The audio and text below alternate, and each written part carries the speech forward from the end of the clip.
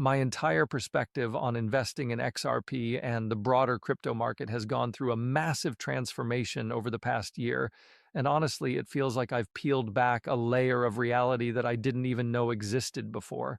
For a long time, my focus was narrow, almost simplistic, centered around the idea that XRP was designed purely to function as a high speed liquidity tool for cross border payments, acting as a bridge currency that could move value instantly between financial institutions.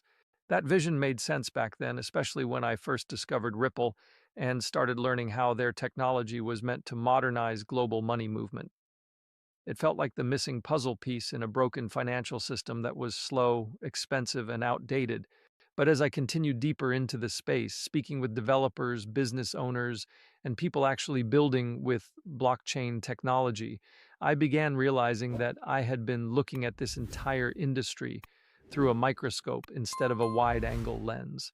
Crypto is no longer just about moving money from one country to another faster. It's about programmable value, automated trust, tokenized assets, and financial infrastructure that operates 24/7 without middlemen slowing everything down. When I first entered this market, I was searching for one killer use case that would justify everything. But what I failed to see was that blockchain is becoming an entirely new operating system for finance. Instead of isolated products, we're watching the birth of an interconnected ecosystem where payments, lending, identity, asset ownership, and settlement all live on chain. That realization forced me to rethink what gives digital assets real value long term and where XRP actually fits within that framework. It wasn't that my original thesis was wrong, it was just incomplete. I was thinking too small, focusing on a single function when the technology is clearly being built to support entire financial workflows. Once you see that, it becomes obvious that we're not heading toward a future where crypto replaces one part of banking, but rather a future where blockchain quietly becomes the backbone of how money moves, settles, and exists digitally across the globe. As this new understanding started to sink in, I also realized how early we still are in this transition and how much of the current conversation around crypto is stuck on price charts instead of real world integration. Businesses today are looking for faster settlement, lower fees, transparent accounting, instant global access, and systems that can be automated without relying on outdated infrastructure. That's where digital assets stop being speculative toys and start becoming tools of efficiency. XRP in this context isn't just a coin you hold and hope goes up, it becomes a liquidity layer that plugs into a much larger digital financial machine. When assets are tokenized, when payments are automated through smart contracts, when global trade runs on blockchain rails, liquidity has to flow instantly between different currencies and asset classes, and that's where XRP's design suddenly makes far more sense than I originally understood. The future financial system we're moving toward isn't going to be one single blockchain or one dominant token. It's going to be a network of interoperable systems working together, and value will move seamlessly between them. The winners won't just be the loudest projects, but the ones that quietly solve massive infrastructure problems at scale. Looking back, I wasn't wrong to believe in XRP's role in cross border payments, but I was missing the bigger picture of how deep blockchain is being embedded into global finance. This shift in thinking has completely changed how I evaluate investments in this space, pushing me away from hype cycles and toward long term utility and adoption. We're watching the early stages of a financial evolution similar to the rise of the internet, where most people can't yet see how deeply it will reshape everything. And once you truly grasp that, you stop asking whether crypto will survive and start asking how massive it can actually become.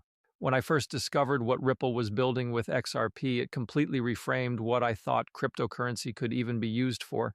Up until that point, crypto felt abstract, speculative, almost disconnected from the real world, but suddenly there was a tangible application that made immediate sense. The idea of moving money across borders instantly, taking value from one side of the world and settling it on the other in seconds instead of days, felt like a breakthrough. At the time, I didn't truly understand how inefficient and outdated the existing financial rails were, but if they were even half as bad as people claimed, then this solution seemed revolutionary. I became hyper-focused on that single use case, trying to map out exactly how institutions would buy XRP, transfer it across borders, convert it into local currency, and how that flow of demand would impact price over time. My entire investment framework revolved around XRP's role in Ripple's payment products, and I spent countless hours researching how crypto could plug into the traditional financial system as a better version of what already existed. But as I continued learning and watching how the industry was evolving, I slowly realized that I had been viewing everything through too narrow of a lens. It reminded me of how selling books online wasn't really the revolutionary part of Amazon's story, but rather a demonstration of what the internet could enable at scale. In the same way, cross border payments weren't the end goal for XRP, they were just the first visible proof of what blockchain infrastructure could do. People, myself included, were so focused on Ripple's pilots and payment corridors that we missed the much larger picture unfolding behind the scenes. What's actually happening isn't just faster money movement, it's a complete reconstruction of the financial system's underlying plumbing.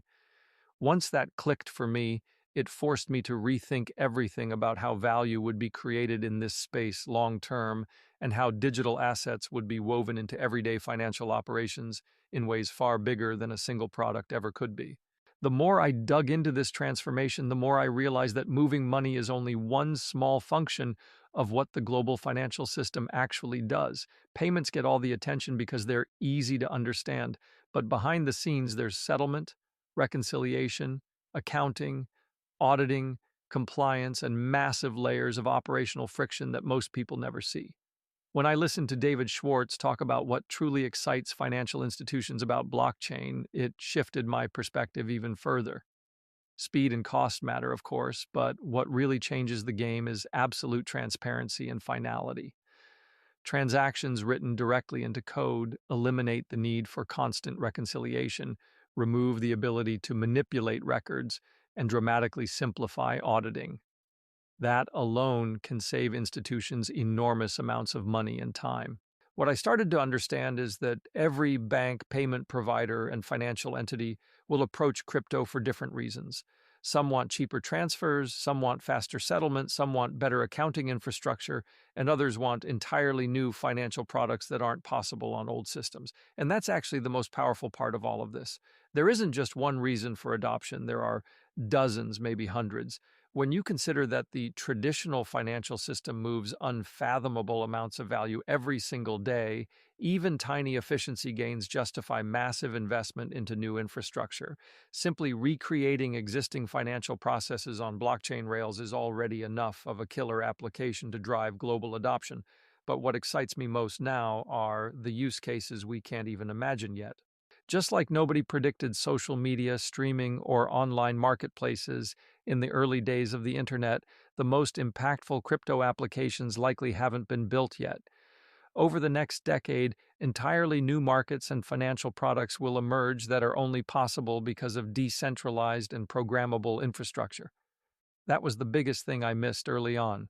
I assumed the future would look like a slightly upgraded version of today's system, when in reality it's heading towards something fundamentally different. As this realization deepened, I also began to see just how broken the current financial rails truly are. I used to think they were inefficient but functional, when in reality almost every aspect of how money moves and settles today is outdated and layered with unnecessary complexity. Financial institutions spend enormous resources just keeping systems in sync, managing delays, and resolving discrepancies that shouldn't exist in a modern digital world. Blockchain doesn't even need to introduce futuristic features to be transformational. Simply offering real-time settlement, public transparency, and automated record keeping is enough to justify a full-scale shift in infrastructure. Once you understand that, it becomes clear that this transition isn't optional. It's not a matter of if banks will adopt this technology, it's when. Institutions that fail to modernize will simply be outcompeted by those that do. That raises the obvious question of why it hasn't already happened at scale, and when you look closer, the answer comes down to regulation, clarity, and groundwork. It's not a coincidence that Ripple has been engaging with entities like the Federal Reserve for over a decade, or that it's been running central bank digital currency pilots across multiple continents. It's not random that hundreds of financial institutions are already connected to Ripple's network, or that the company has been acquiring critical financial software firms to digitize existing systems. All of this points to long-term positioning rather than short-term hype. While much of the crypto industry chased quick adoption through speculation and retail excitement, Ripple focused on building trust, compliance, and infrastructure for institutions that control the vast majority of global capital. They understood that true transformation would take time and that regulatory clarity would be the green light for mass implementation. For years, it was proof of concepts and quiet collaboration, laying rails before the train ever arrived, and now we're approaching the phase where that groundwork begins to pay off. What stands out to me now is how differently Ripple approached growth compared to the rest of the crypto space. Instead of pushing institutions to fully jump into crypto overnight, they met them where they were, worked within existing systems, and slowly guided them toward blockchain based solutions.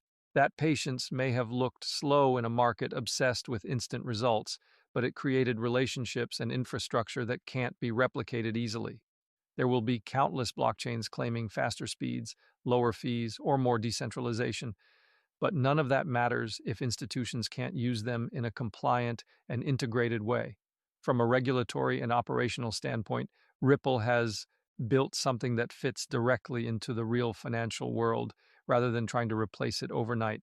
That's why when banks and asset managers talk about tokenizing real world assets, they aren't going to choose platforms built without compliance in mind.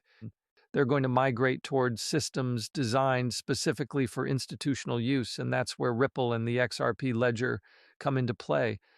The future financial system isn't going to be powered by meme coins and speculative experiments. It's going to be built on infrastructure that handles massive volumes of real value securely, transparently, and legally.